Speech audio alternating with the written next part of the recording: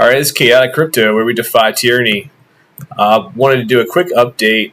I'm going to try and make these a little bit quicker for now, especially as my job's been pretty intense and all of that stuff. Yeah, we had the Shanghai upgrade. It's kind of a little bit of a nothing burger. A lot of people were expecting a lot of sell pressure, but maybe it hasn't really come to fruition yet. As far as the Ethereum chart right now, it doesn't look like a sell-off is coming. According to the chart, here's what we headlines: Ethereum's first major upgrade since merge complete. Chappelle hard fork. So I mean, it's kind of a nothing burger. If we do get a big sell wick of some kind, expect to go down to the 200-week moving average at 14.73. Well, actually, that's the 200-day. Apologies. Oh God, it's the worst music ever. Apologies. I love spring, but also gives me terrible allergies. It's about the same, actually. The 200-week and the 200-day has confluence with 1,400, 1,300. So expect we could have a retest of that region, or we could just start trending upward pretty hard, just depending on what happens here. You never really know exactly how things are going to go. And I don't want to say I was bearish, but I was like, I'm going to take profits in my last video, and that's mainly pertaining to my margin positions and just my trading positions. I'm still hodling long term. I'm not out of the market or anything like that. This is still very beginning of the bull market. Really, we'll probably go sideways mostly this year, but next year is going to be fireworks. So, and we're less than a year from the halving, which is absolutely insane. So yeah, 1,400. You gotta expect that. We might even get a wick down, that type of thing. But I'm not seeing a whole lot of selling pressure yet, so no reason to really think that that's going to happen. But yeah, my last video was a little bit bearish, and I just kind of want to give the reasons why, there's some warning signs. What is it that's making me feel this way? And one of them is the stochastic RSI on Ethereum and Bitcoin. They're getting a double top type of thing, and that's traditional of needing a cool off soon. We're kind of getting the RSI crossing down. That looks a little bit sketchy. I don't really like that too much. Do we get an alt season? Everyone's talking about alt season. I just don't know. We got the fear and greed index is at 61, which is kind of good that we're not in extreme greed. It did cool off, and we are getting a pullback today. So we could go up. We could get another pull up. So just realize that the 200-week on Ethereum and Bitcoin, we're going to come back to the mean one way or another. It might be a month or two from now, 3 months from now, 4 months from now, but we're going to come back to this region and hold support and retest. So regardless of all of that, and another big warning sign.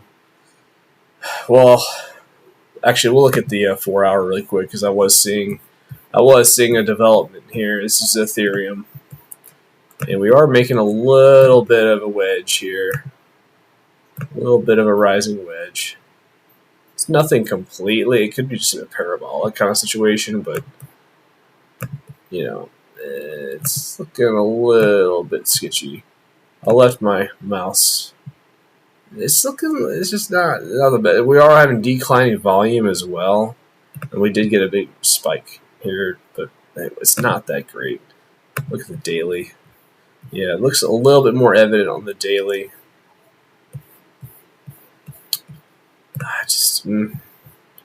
The target breakdown of a rising wedge obviously is 1,600. So if that happens, we don't know yet. But just notice how a lot of these wedges, they tend to do fake outs, break down, break up, break down. It could be some chop like that. Now, and also we're the Bitcoin, we're fighting with the 30K region, and that's really bullish. That's great that we're fighting in that region, but it's not supposed to be an easy breakthrough. It's fine, Bitcoin. We want to battle this region. It's a healthy thing to do that. And if we break through it too easily, then it's kind of okay, well, we got to come back down and retest it, right? So it's better that we kind of stay in this region. But there's no reason to think that it wouldn't be a hard region to break through. And it's more healthy that we take our time. I really don't want to see us pull up really too hard, too quickly. but it is looking kind of like 2019 where we broke out, and this 6K level is similar to our 30K level now, where everyone's like, oh, that's going to be the end, and it's possible that we just bust through it and come back down. Something really like that. But a lot of people are saying that. You got to watch it. When everyone starts saying something, usually the opposite happens.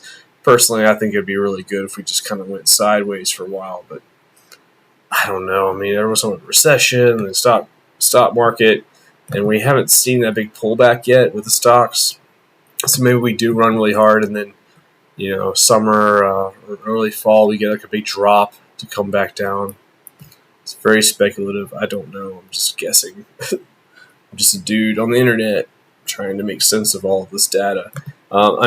This is what kind of scared me today, I guess. We're at a open interest of almost 10 billion, and that's like all the long positions that are probably going on right now. And that usually will reset, come back down to 7. That's going to take a big liquidation event. So either we pop up really hard and kill some shorts, or we drop down really hard and kill some longs. And the drop down, it's more likely being that we were oversold. So that's something to be wary of. And that's really, I mean, we haven't been at this level for over like a year. Like, where's the last time? I guess, 7 months, 8 months. Still, that's a long time. That's a long time. So we'll see how it all pans out. But these are some of the warning signs that I'm seeing. So cool off would be good. A retest, honestly. But traditionally April is pretty bullish, and then May will get brought back down to earth. So yeah, let's see what's going on with the altcoins.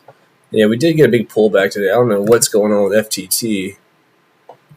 Maybe someone's trying to buy out FTX. There's some underground stuff going on with that. I have no idea. I would not mess with that. Would not mess with that. Near Protocol, one of my picks. It's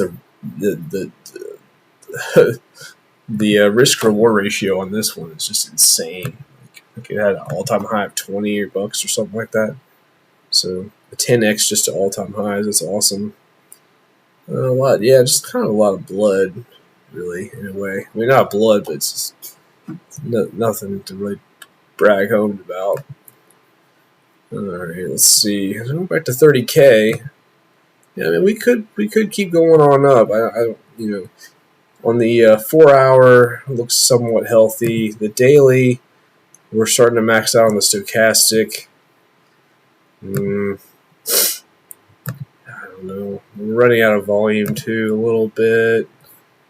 Now the weekly is just where I'm seeing a lot of warning signs again. Like we're getting a blue crossover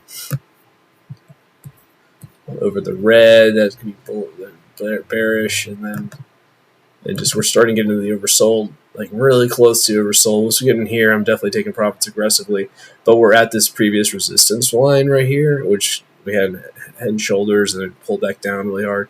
So it's very possible that we have a pretty hard pullback here. And that's on the weekly RSI. Let's see what the news said. Brian Armstrong promised $100 Bitcoin. Well, I don't know what that is. Argentina improves Bitcoin index futures. That's cool. Yeah.